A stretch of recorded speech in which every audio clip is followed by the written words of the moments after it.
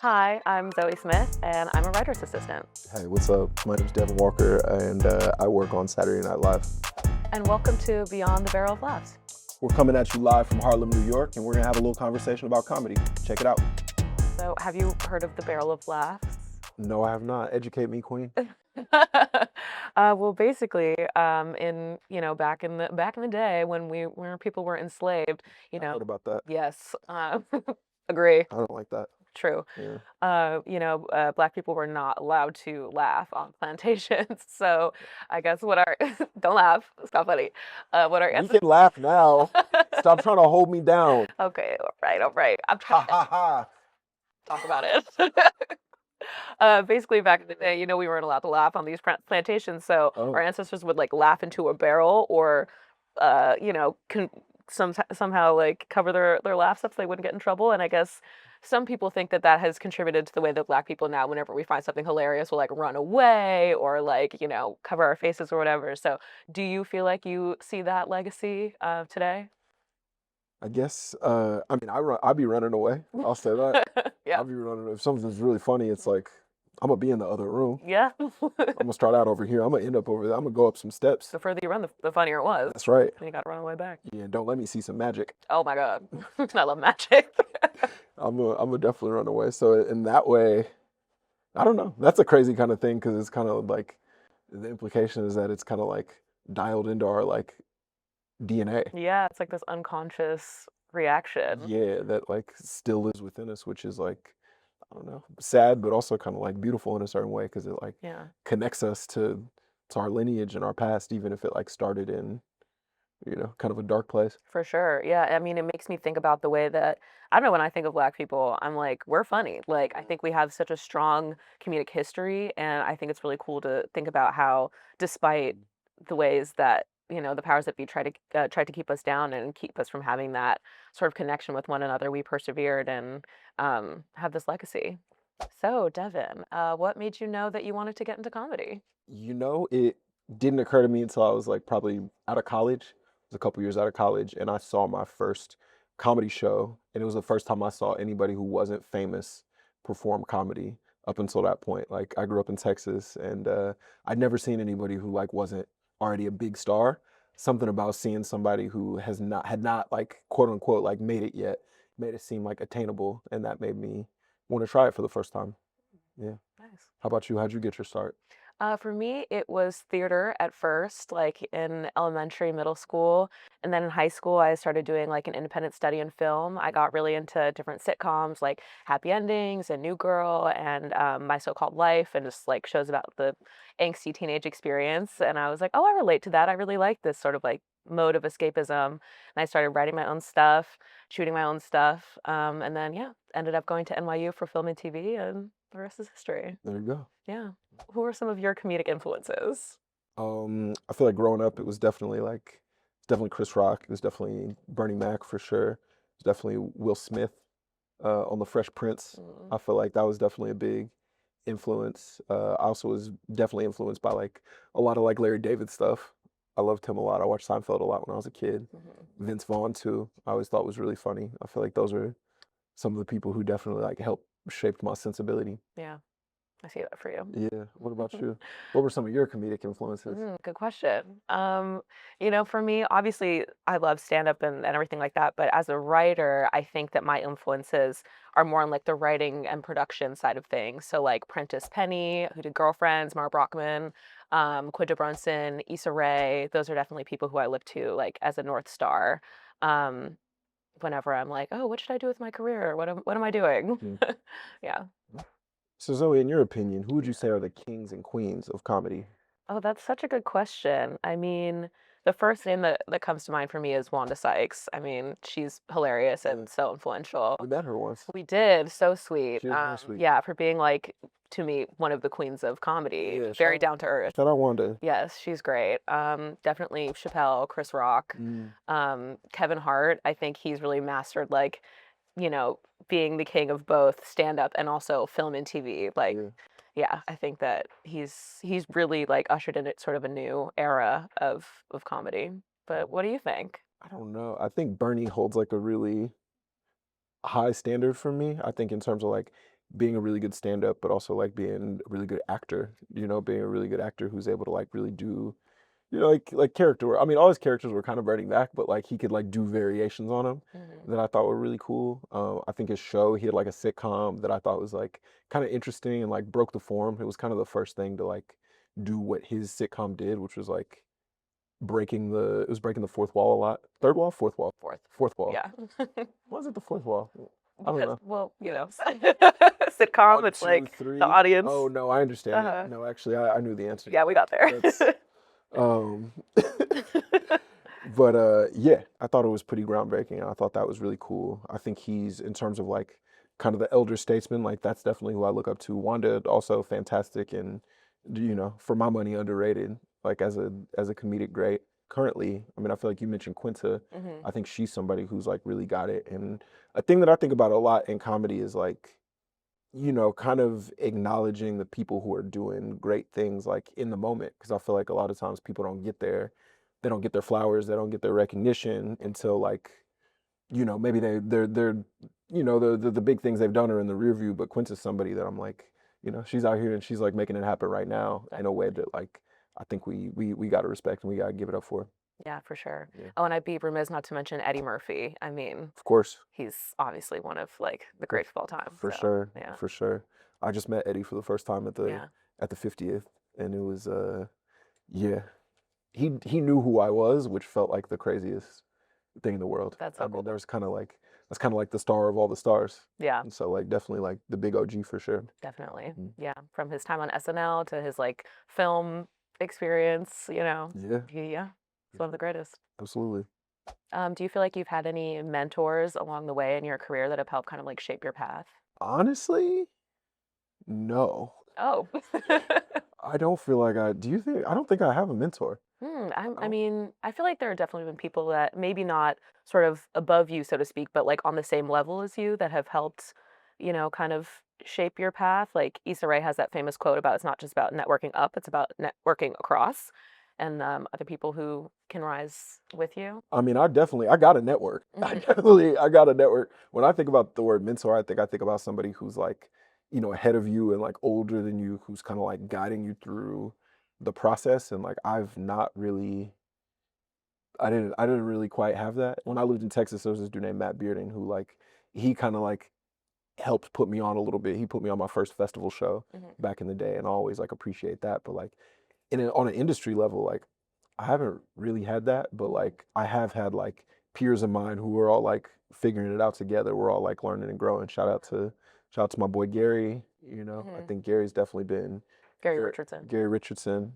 I think he's been very he's definitely given me pointers. Sam J has also been somebody who like when I've reached out, when I've like needed some guidance, they've definitely been there to give it to me for Yeah. sure. What about you? Do you feel like you had a mentor? Definitely. I feel like maybe that's part of the difference in our sort of paths to get where we are. I think maybe stand up is a little bit more of an individualistic sport. Mm, Whereas for me, I like, was an intern and then assistant. I've just been doing like the promotion sort of way of getting my foot in the door. So I feel like by doing that, I definitely have had mentors who've like changed the game for me. Like Amy Aniobi, being a part of her tribe mentorship yep. was like transformational for me that helped me get representation and helped me start getting jobs. Danielle Ularik, who's a showrunner on a show that I worked on back in 2023. She's been instrumental in sort of like helping me and learning how to become a better writer. So yeah, those are definitely people who've helped shape my career. Nice. Yeah. Nice. All right. So just in terms of the business side of the industry, do you think there are things that maybe somebody who's starting out might not know, or something maybe you would have wanted to know when you started out? Yeah, for sure. I mean, I think the number one thing is just like rejection is constant. That's just like part of the game. Like getting rejected from jobs, maybe getting the job, but then the project doesn't go anywhere. That's just, there's so many things that you're like, oh my God, I spent like so many months on this and I don't know if it's going anywhere. But that's just, just got to charge it to the game and appreciate the experience. Yeah, I've heard a piece of advice that like this industry is like that game show of like whoever keeps their hand on the car the longest gets to take the car home, where it's Yeah. like you just gotta keep grinding. It's forever. Mhm. It really is like a forever grind. It is not like there's no like I don't there's maybe a small percentage of people, there's maybe like 1% of people who like make it in a Yeah, way that it's like, oh, they're set up and they never gotta work again. But most of us like you gotta keep at it for sure. because It's highs and lows for sure. I think especially with, the direction that the industry is heading in now, Mm. of, sort of profit over everything and, minimal budget, just trying to make the most amount of money and move on to the next thing. It's important to stay grounded and keep a good head on your Save shoulders. them coins. hmm Yeah. How do you feel that the industry has changed, in the past few years from when you first started to, where you think it's going now? I think the internet was already present. People already posting comedy on the internet before, but I think like the frequency with which you have to like keep up with that is like really shifted. hmm Like it used to be when I was coming up, really the like ideology was like don't post your stuff, at least from a stand-up level. Like don't post your stand-up until like you're like putting a special out. hmm Like hold on to as much of it as possible until you're ready for the world to see it. And I feel like the biggest shift that I've seen on that front is that now it's like no, put everything out all the time. Put everything out all the time. Put out as much stuff as you possibly can, and then figure the rest of it out later. Yeah, Like that's been our relationship to the internet. I feel like that's been like the biggest shift. for What sure. about yeah? What have you seen on that front? Yeah, I totally agree. I think the objective of going viral sometimes is more important than the content itself. Totally. Which I think when I was kind of first getting into comedy, like YouTube was kind of the way to like launch a web series and launch your career. Like Issa Rae was doing that, the girls from Broad City were doing that, Mhm. and that felt way more about like quality over quantity. And I Mhm. think now if you're going the like TikTok route, it's way more about like, okay, are you putting stuff out every day? Are you driving as much engagement as possible? Are you like being controversial with the objective of getting people to engage? So that kind of sucks. I'm not going to lie to you, but Yeah, that doesn't mean there aren't still people who are really like dedicated to the craft of filmmaking and comedy. there are, but it does feel like there's like it feels like there's less of a reward now. It does feel Yeah, like it's a game of like, all right, who can figure the algorithm out? Who for can, sure. yeah, who can figure out who's like the best at like marketing Yeah, and tech? That feels like it's definitely taking a front seat too. Or who can just like catch lightning in a bottle. I mean, I've seen that's another big shift that I feel like I've seen in the industry, which is that like like before it used to, and this is I think there's a pro to this and a con to this. Before it used to feel like the industry used to have to like tell you it's okay. mm, They used to have to tell you like, hey, we're going to give you this opportunity, and that used to be the way to do it. Like it used to be like in the 70s it's like okay, you got to get on late night, hmm you got to get on like Johnny Carson, and if you get on Johnny Carson then that can open the door for you to like get a sitcom, and that can open the door for you to like get a movie. And like that model I feel like existed until like I don't know the last like 10-15 years or so, where now it's just like okay, if you can get eyeballs, if you can get attention, then the industry is kind of like forced to let you in. for sure. Now you've got people. That's the pro part of it, I feel like. hmm But I feel like the downside of it is that like now I think that people are like getting popular on the internet before they're good. Yeah, And then like I've seen of quite a few people really pop off, and then it's like, oh, you're doing like an hour-long headlining tour, but like you don't have an hour's worth of things to say hmm because you're still like figuring it out. yeah, So like in some ways I think those industry checks and balances were helpful because they like helped people not get too much exposure before they were ready. But like on the downside of that, I feel like maybe some people who were ready for wider recognition didn't get it because they didn't have the right relationships. yeah, And now you can build those relationships directly with your audience. And then if you build a big enough audience, then like, the industry will come to you that way, yeah. which I think that's a positive. That's very true. Yeah. I think when I was first kind of like getting into comedy when I was in college, that's when like being Twitter famous was like kind of at its peak with like, Totally. Jabuki and like people like that. And Shout out Jabuki. shout out Jabuki. And I definitely felt some type of way because I'm not a joke writer. That's like not my natural sensibility. I'm much Yeah. more of like a narrative person. And so I was definitely like, oh my God, because I'm not getting this immediate like traction on Twitter, I'm somehow not set out for, or cut out for this industry. And I think, as great as it is to have that immediate exposure and like, having Jabuki be able to like be like, okay, now I'm like in all these rooms and everything, good for him. I don't think that not having that means that you are not going to succeed in this industry. No, I agree with that completely. And that's like, I think that can be the downside of like trying to pursue engagement or like interaction on the internet is because like you don't get to decide, Yeah. right? Like you could have like I've heard people do this all the time where they're like this joke is so funny and so good, but like for whatever reason it didn't get picked up hmm by the algorithm, so like nobody saw it. So it has 5 comments. And Yeah. then sometimes you could post something that you think is really good and is really good that like just doesn't get attention. I would tell people try to not get dismayed by that and know that like that's not real. You know what I'm saying? Like like none of it's real. The attention's not really real, Yeah. and like neither is like people not paying attention to it. Like that's not really necessarily the barometer of like if you made a good thing or not. Hmm. How do you think like on a creative level, like the way that people think about comedy, do you think that's shifted or like how have you seen it shift? And do you think there's anything now that's off limits? I mean, I personally think that if the joke is good enough, nothing is off limits. Yeah. If you can make it funny, then it's funny. Mm. But I do think, in the era of TikTok, people's attention spans are much shorter. Mm-hmm. People don't want to, watch 3 episodes of a show to then get into it. People want to be immediately hooked.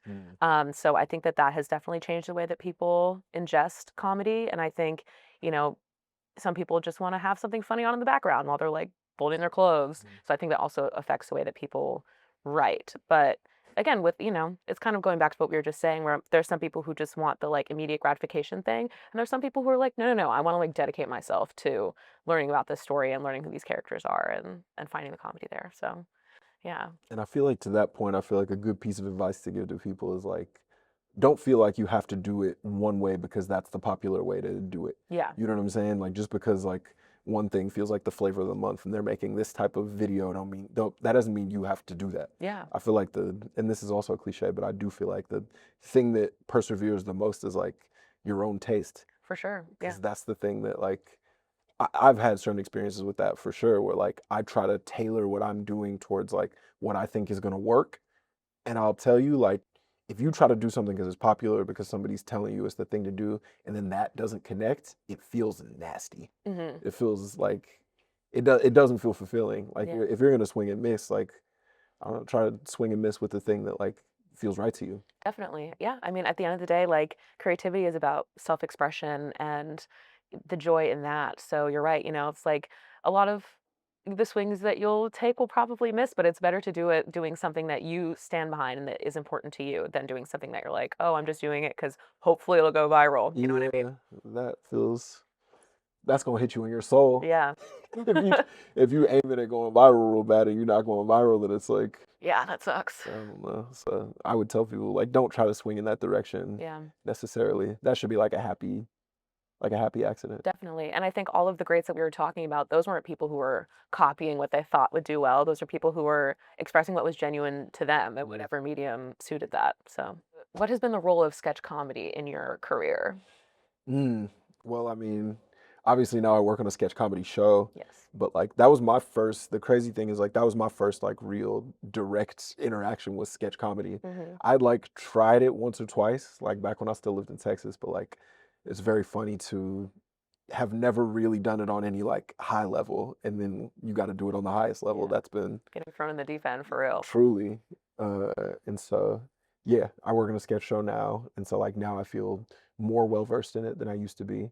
But growing up, like I was a big Chappelle Show kid. Like that was really a very, very, very I feel like we haven't mentioned Chappelle Show. Like Yeah.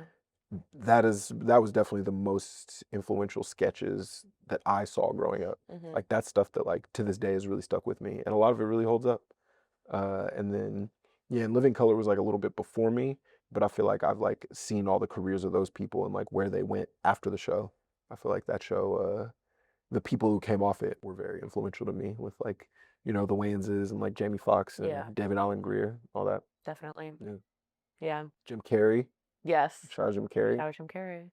Yeah, for me, I feel like sketch comedy was kind of how I learned that comedy writing was even a career. Mm. I came to NYU studying film, but I wasn't really sure what I wanted to do. I'd like when you're making short films by yourself, you do it all. So, but I was like, I'm not really sure what exactly is my path. And then I joined a sketch group called Hammercats, and that's how I was like, oh, comedy writing is a job that I can pursue. I had no idea, like no one in my family does that. So that kind of opened that door for me, and being able to like write sketches with my friends every week and performing live and getting feedback from the audience, that's how I came to realize like, oh, comedy is really what I'm passionate about. Yeah. So yeah, and watching like Key and Peele definitely was Ooh, super Key and Peele, influential to yeah, shout out me. to them as well. Yeah, so funny. Also really holds up, not that it was that long ago, but yeah, Mm. hilarious.